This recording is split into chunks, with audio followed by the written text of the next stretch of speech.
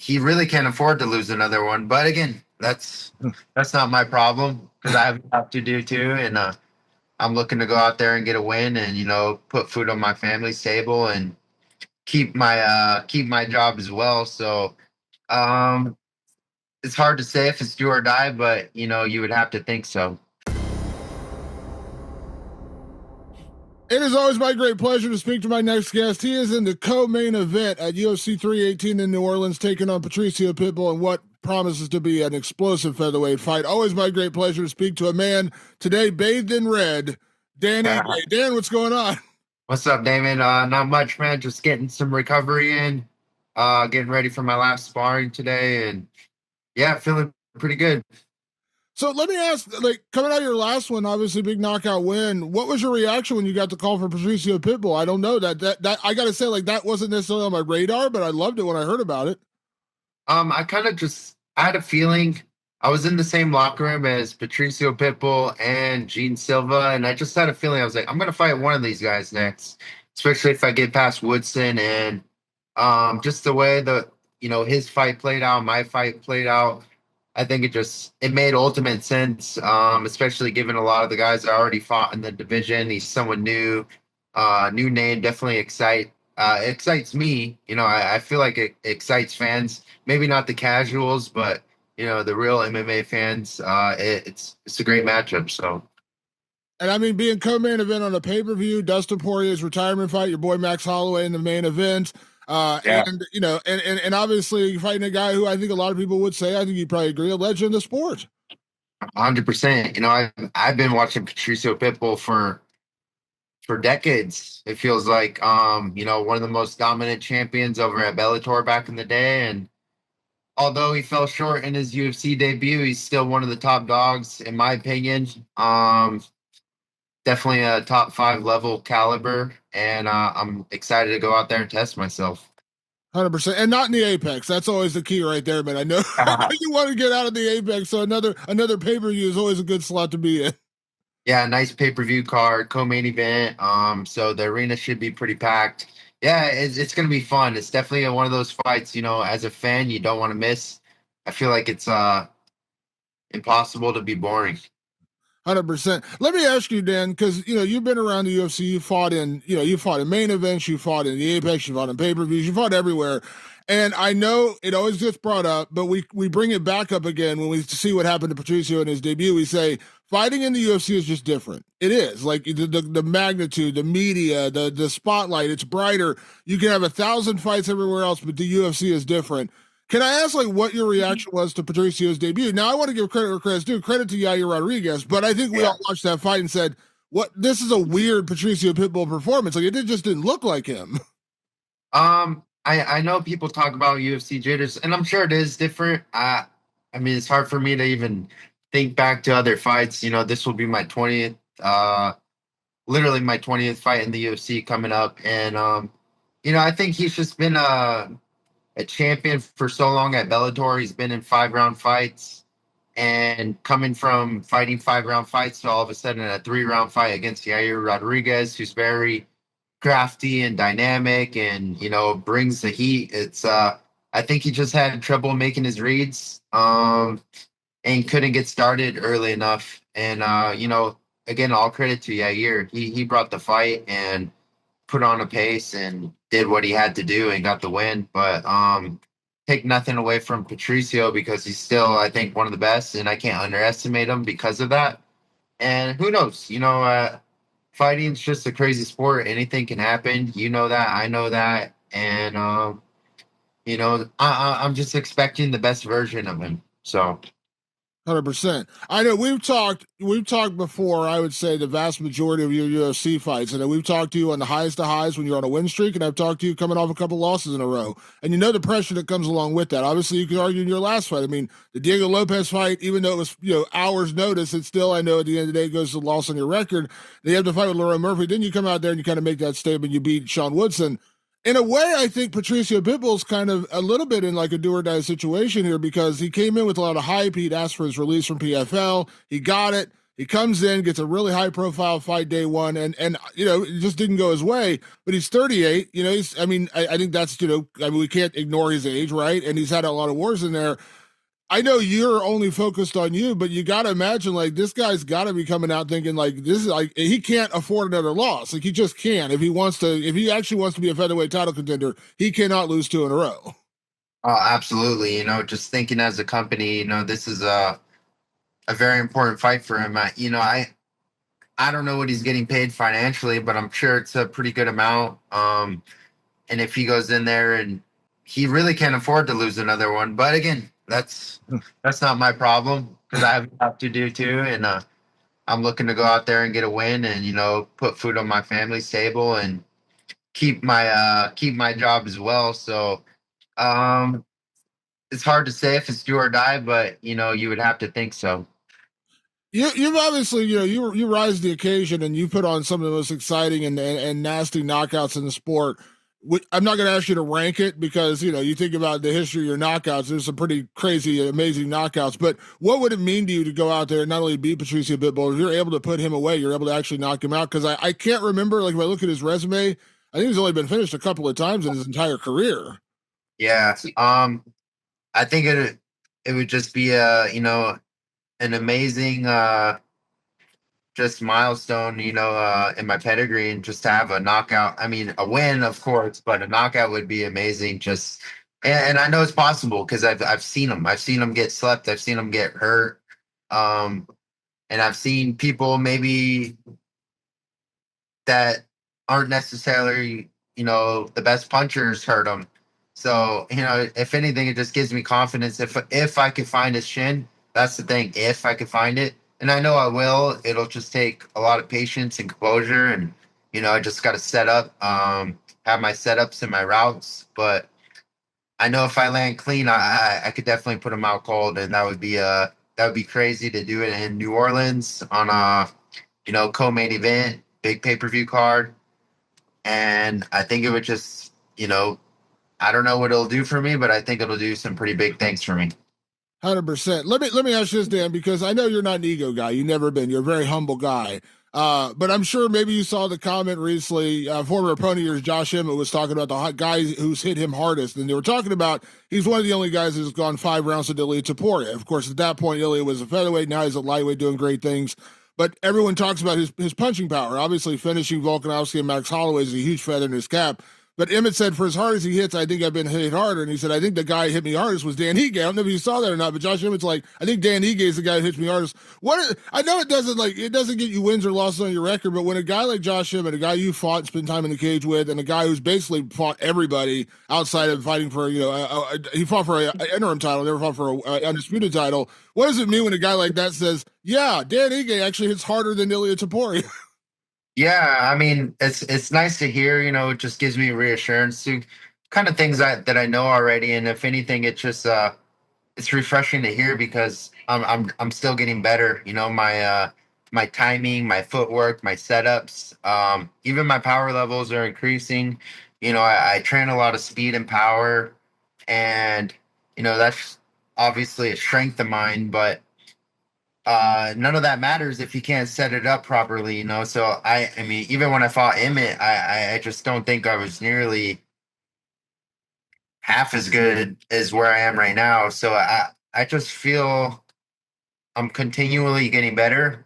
And I even with I watched Elias fight, and I steal a lot of things from him just because similar stature and styles, and a lot of good takeaways from his style that I can apply to my own style. And again, it all comes from the feet. Good footwork, good setups, and just he's very patient and composed. And I know if I can, apply similar tactics that he does, that I could eventually go out there and do it just as good, if not better. And again, I'm still getting better and just trying to be my best self. So yes, but again, to answer your question, it's nice to hear that. And yeah, we'll see Saturday, next Saturday, if I can put that to the you know to the test. Absolutely. Let me ask you, in your last fight, Dan, you go out there and get a super exciting finish, a big win over a guy who was on the streak. Sean Woodson had been on a really good win streak. You put him away.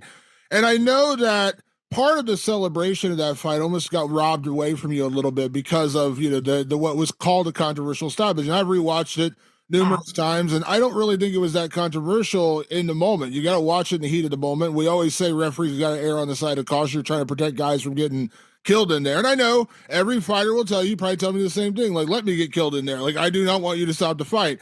But I know you mentioned afterwards that a lot of the narrative gets driven from the commentary team. And I know I'm sure you have a ton of respect for John Anik and Joe Rogan and Daniel Cormier, but I just rewatched the fight before we got on the call. And right after horrible stoppage, terrible stoppage. And I'm guilty of it too, Dan. Like when I watch a fight and I hear the commentary team, and I know they're just doing their jobs, but I'm like, oh, was that actually a controversial decision? Was that a bad stoppage? Like, I find myself questioning it just because they're saying, and you're like, oh yeah, I got to make up my own opinion. Can I ask, like, because I know a lot of fighters have that kind of love-hate relationship with that. Like, I'm sure you have a ton of respect for them, but their job is to commentate the fight, and they do drive a narrative sometimes, whether it's a decision or a stoppage or what they want to ask after the fight. Like, a lot of it does come down to the commentary team. 100%. As far as the moment goes, I feel like it didn't rob my moment because I was in there, the crowd erupted. I mean, the ref stopped the fight, the crowd erupted, and I embraced it. And when I went back to the press conference room, the media, they brought it up, the controversy, this and that, and I was like, what controversy? And then I went online, you read the comments, then you hear the commentary, and they definitely play a big role into that. And they're just saying what they see right away, and yeah, it kind of sucks because it does robs from me a little bit. But then again, at the end of the day, it's like I still got a win on my record. I still got 2 checks. And I can't be mad about it. But just people hear that, and then again, it kind of sways their own perspective. Yeah, it sucks, but it's their job, and it's not an easy job because anything you say, you kind of you're judged for. So, and again, no one in the crowd was complaining, but definitely more people at home or online had something to say. So I was in there doing it. I was in there having fun, and if anything, I mean, you could ask Sean Woodson. I don't think he'll disagree very much. So. It's such a fine line too, because if the fight continues and you hit him with a couple more hammer fists and he goes completely out and he's face down on the canvas, knocked out, then we're talking about a late stoppage, right? Like we just saw last weekend, like everyone gave Gregory Rodriguez a problem because he knocked out a guy and he continued to fight and hit him with a hammer fist afterwards. The referee has to get in there and stop the fight. That's their job, right? And you are told, we've seen it happen where guys don't continue and the guy comes back. So, like, and if you go another 3 or 4 seconds, maybe you do knock him out cold. He's laying flat on the canvas. Then the narrative changes. Like the referee didn't stop it early enough. They should have stopped it. You killed the guy. It's a real fine line in this sport. Yeah, and even that same night, my teammate Julian Arosa got a finish over Darren Elkins, and people were complaining that the ref didn't stop the fight soon enough, and it was. If you watch his finish and my finish, it's the same finish. We hurt the guy. He shot in on a single, and then we hammer fist the side of the head till the ref stops the fight. Literally the same exact finish. And people complain that they stopped his too late, and they complain that they stopped mine too early. So I don't know. You can't please anyone in this sport. That's why I like the walk-off KOs, because there's no question. But those don't always come along. But hopefully we get one and erase all that, but we'll see. I like I said, I have so much respect for guys like Joe and DC and all those guys who do their jobs, but it does. Like I said, I hear it a lot of times in decisions that happens a lot too. They're like, oh, that was a bad decision, or that takedown should have won in the fight. I'm just like, it kind of makes you cringe a little bit. You're just like, because people are listening, and that I, like I said, I'm guilty of it too. I've heard him like, did I not watch the same fight? Did I miss something? And I'm like, oh yeah, because they said it. That's why I'm thinking it. Yeah, and even when I watch film and study film, I try to watch it without commentary, because again, they'll say something, you just automatically almost believe what they say, and then it just becomes part of your truth, which might not even be the truth. It's someone else's truth of what they see in the moment. So, yeah, I don't know how to fix that. It is what it is. Yeah. So now, with that being said, you are fighting in the co-main event of a card of a guy. Obviously, I know you have a lot of respect for, and you know Max Holloway stepping into enemy territory, fighting Dustin Poirier in his final fight. I assume you're picking Max to win, but what a night it would be, because I know you've always had a ton of respect for Max. I know we talked about it in the past, like guys that you hoped you never have to fight because you have so much respect for him. Like Max was like one of those guys. Obviously, he's left the division now; he's a lightweight. How excited are you for that fight? And are you kind of, like the 1-2 Hawaiian combo to kind of come in and play spoiler a little bit? Like, not that Patricio's not from New Orleans, but Poirier is. But like, the Hawaiians Yeah. out there and kind of taking over 318. Oh, for sure. I remember even back when I was living in Hawaii and I was still training with Max and the team, and when he got his debut, the call to fight Dustin Poirier, his UFC debut, and I was still there. I was still training in Hawaii, training at his gym, and I got to see that fight. Then I actually saw him fight Poirier the second time live, and I think it was Atlanta. I watched that fight, and then yeah, you got to root for the guy. I love Poirier too, and it's hard. It's like obviously you want him to go out, on a high note in his retirement fight, but I think Max is going to spoil the party. Poirier's already got two on him, so he's got to get one back, and I think he will. I think he's really grown into the weight class. He's really matured as a fighter. And I mean, Poirier's a dog too, so you can never count him out. But I think Max will take. I don't you you never know. You really never know. But hopefully we go out there. Hawaii will make some big noise, and we'll both be in the newspaper Sunday morning. Yeah, it's something. It's funny. I never really thought about this. I do a podcast with Matt Brown, and we were talking about guys, announcing their retirement fights before it happens. And Matt said something interesting. He's like, I don't like when guys do that, because when you're announcing a retirement fight and you're in a retirement fight, he's like, in a way, you're already kind of 1 foot out the door. And he's like, I don't like that mentality, Yeah, because like it or not, like that's the way it's being posed. And you think about it, Dan, all the guys who have announced a retirement fight, probably one out of every 20 goes out on top, right? Like you think like Robbie, yeah, yeah, like going out. Like I'm not. I know. I'm sure you have a ton of respect for Dustin, but like that, I think that absolutely could play a factor, because he knows this is it, and Max is still going. Like Max is still a top 5 lightweight, coming off that knockout over Justin Gaethje. I know he had to fight with Ilya, but that was a featherweight. But like this is an opportunity for Max to go out there and kind of make his call for maybe a title shot, whereas Dustin's like win, lose, or draw, he's done. So it is interesting. I never really thought about that mentality, but when he brought that up, I was like, yeah, that's actually a good point.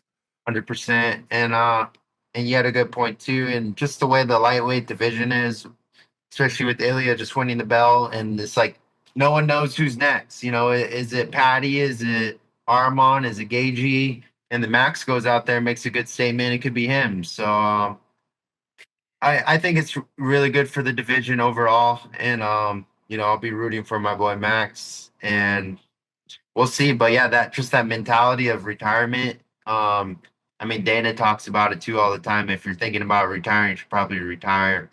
Um, but I don't know. I can't. I always think of almost every fight as my last fight, because you never know. You don't know what's gonna happen. One thing could go wrong. It could change your life forever.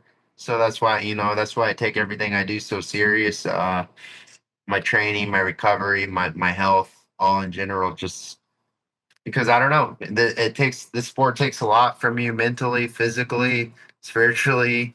It'll push you to places you never could even fathom to go. So, um, in a way, it's not like I'm thinking about retirement, but it's like you also have the thought, this could be my last fight. I just don't know. So, it's kind of the mindset. I'm sure a lot of fighters have some, think similar, but to actually publicly announce it, that's probably an additional added pressure. I don't know, or it takes off the pressure. Like screw it, this is it. Let's go. So Yeah, it's I don't know. it's it's funny you say that. Matt also said like during his career, he's like whenever he he'd do interviews, people ask him like, "What next? What do you want with the win?" He's like, "I don't think about that, because for me, Sunday doesn't exist. Like Saturday's all that matters. I could Yeah, be in there, and I know it sounds extreme, but he's like, I could die in there, so I don't like to think about Sunday. He's like, Saturday's all yeah, that matters. Saturday's the last day of my life." And I was like, that's an interesting. It's a fighter mentality, right? Because you got to remember, like nothing matters until you get through that fight. Yeah, I don't know if that just messed up our interview. No, no, no, no. You're good. You're good. Yeah, yeah. But no, it kind of is a mentality. That's why it's so hard to plan things. Like, just the lifestyle of a fighter or, the family of a fighter. It's like, it's hard for me and my wife to make plans or anyone in my family to make plans because it's like, dude, I'm fighting Saturday. I have no idea what's gonna happen. Like I can't plan anything for Tuesday or Wednesday because I could have a broken leg or it's just things can happen in the fight that you just have no idea, and that's just things you got to surrender and let go and um wait till it happens and then make some plans. But then again, it's just then when's the UFC gonna call me for the next one? You just don't know. So you're always kind of on edge in the sport. Yeah, 100%. Well, Dan, I do love this fight for you. I think this is an amazing matchup. When you look at the lay of the land of featherweight, obviously new champ, sort of. Volkanovski's back on top, but a lot of guys, new guys coming in. You got Aaron Pico coming in a couple weeks. You got Movsar up there. I know a guy Yeah. you're familiar with. And I think Patricio is like, you could argue beating a Patricio Pitbull is better than beating a guy maybe higher ranked in the rankings because he's just so well known. He's a former champion. So it's a Yeah. good chance for you to go out there, shine on the pay per view, get a win over a legend, and kind of see what's next for you, right? Like that's kind of the point. Like, kind of go out there and kind of submit yourself and that get back in that top 10 again. Exactly. Just go out there and do what I do, look to make a statement and then see what happens. I mean, Yair's talking about a title shot over his win over Pitbull. And if I could go out there and do something great and do it better, I'm not saying I'll get a title shot, but hopefully it puts me in contention for a big fight and line myself up for one eventually. But again, it's one fight at a time, one win at a time, and I'm just looking to go out there and put on get another win streak rolling before we talk about those contender fights and title fights and whatnot. But I'm still here, man. I'm still climbing. I'm still trying, and still got that fire in me.